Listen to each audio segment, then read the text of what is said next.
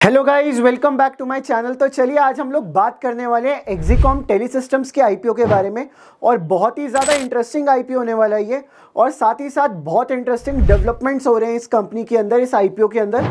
तो वो सारी चीज़ें मैं यहाँ पे डिस्कस करने वाला हूँ। तो चलिए विदाउट वेस्टिंग टाइम हम लोग स्टार्ट करते हैं और सीधा स्क्रीन पे चल के समझते हैं। सो गाइस चलिए सबसे पहले देखते हैं कंपनी करती क्या है। सो ये कंपनी क्या प्रोवाइड करती है? अनइंटरप्टेड पावर सॉल्यूशंस प्रोवाइड करती है। किसको? फॉर डिजिटल कम्युनिकेशन के लिए।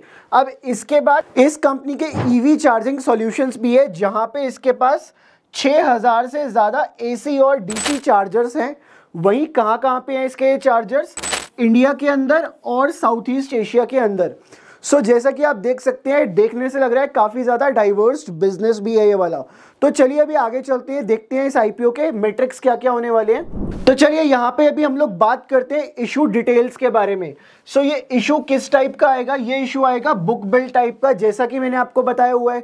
काफ़ी सारे आजकल जो आईपीओ आते हैं वो सारे के सारे बुक बिल्ड इशू पे आते हैं।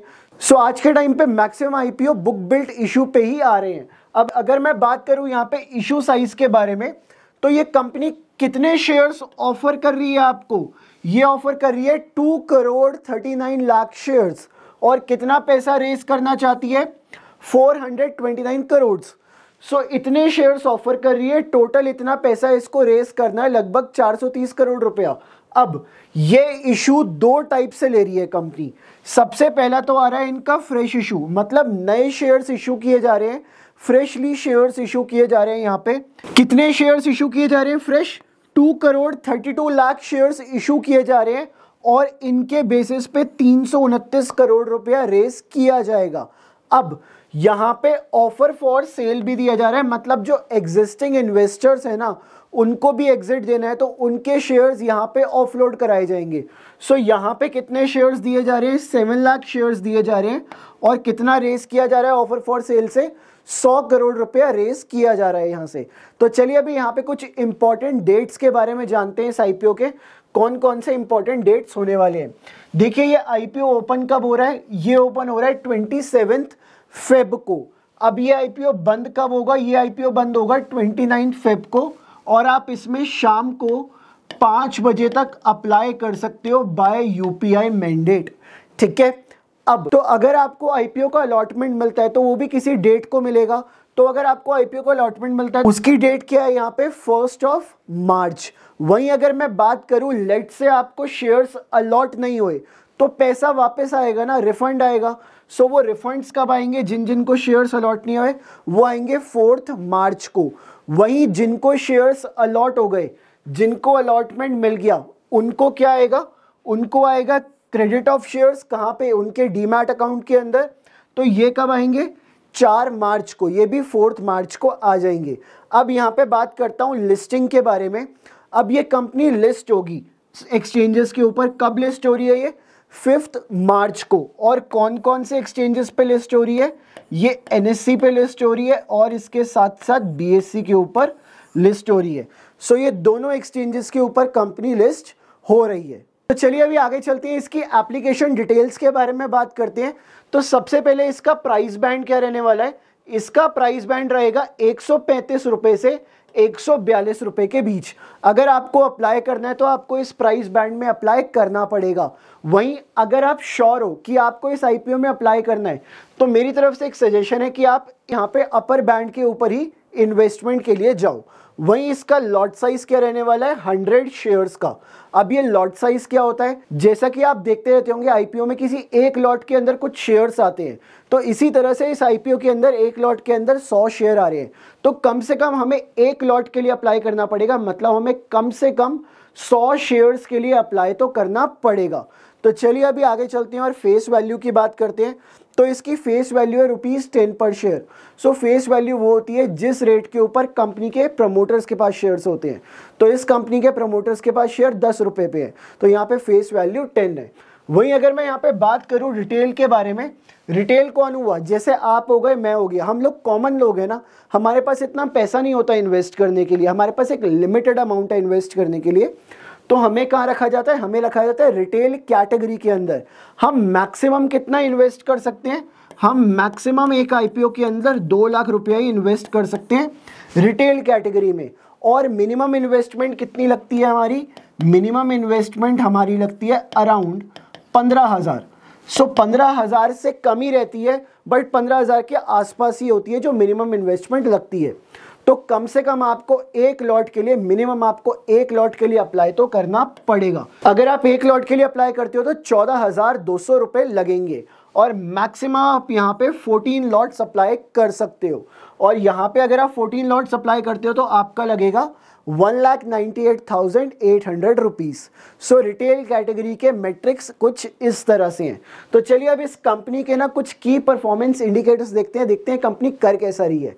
मैं अगर बात करूं रिटर्न ऑन इक्विटी के बारे में तो यहाँ पे 13% का रिटर्न ऑन इक्विटी है, जो कि अगेन मेरे लिए एक पॉजिटिव पॉइंट है। वहीं अगर मैं बात करूं रिटर्न ऑन कैपिटल एम्प्लॉयड में बेसिकली सब कुछ आ जाता है। तो यहाँ पे बेसिकली कैपिटल एम्प्लॉयड कितना है इसका? 10.92%, जो कि मेरे लिए फिर एक पॉजिटिव फैक्टर है इस कंपनी का। सो अगर मैं यहाँ पे बात करूं प्राइस टू बुक वैल्यू के बारे में, मतलब 1 रुपये का प्राइस है तो उससे 5 गुना महंगा है, तो मैं इसको बोलूँगा यहाँ पे ये न्यूट्रल है। So price to book value यहाँ पे एक न्यूट्रल फैक्टर होने वाला है।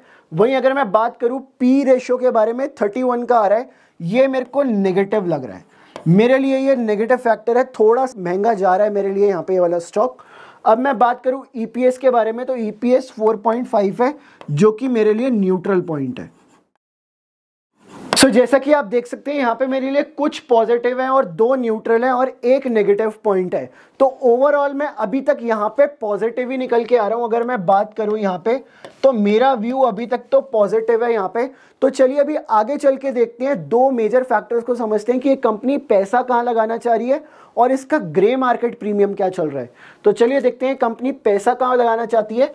सबसे पहले कंपनी अपनी प्रोडक्शन लाइन्स, अपनी असेंबली लाइन सेटअप करना चाहती है, उसके लिए पैसा उठा रही है। उसके साथ साथ यहाँ पे इनको बोरोइंग्स को भी रिपे करना है, जो कंपनी के ऊपर डेट है उसको भी चुकाना है यहाँ पे कंपनी को। इसके साथ साथ वर्किंग कैपिटल रिक्वायरमेंट्स भी है कंपनी की। वर्किंग कैपिटल मतलब जैसे डेली के खर्चे होते हैं ना हमारे, उसी तरह से कंपनी के भी होते हैं, तो वो उसको वर्किंग कैपिटल रिक्वायरमेंट्स कहा जाता है। वहीं यहाँ पे हम बात करें R&D के बारे में, R&D मतलब research and development.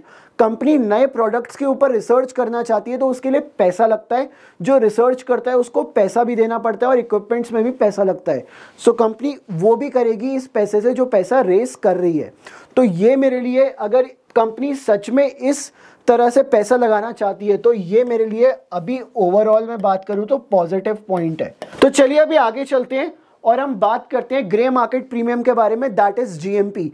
So GMP क्या होता है? जीएमपी आपको बताता है जिस प्राइस बैंड पे कंपनी अपना आईपीओ लेके आ रही है ना, जैसे यहाँ पे 142 रुपए पे लेके आ रही है, सो उससे ऊपर कितना लिस्ट हो सकता है वो, मतलब 142 पे तो होगा, उससे ऊपर कितना लिस्ट हो सकता है वो आपको कौन बताएगा?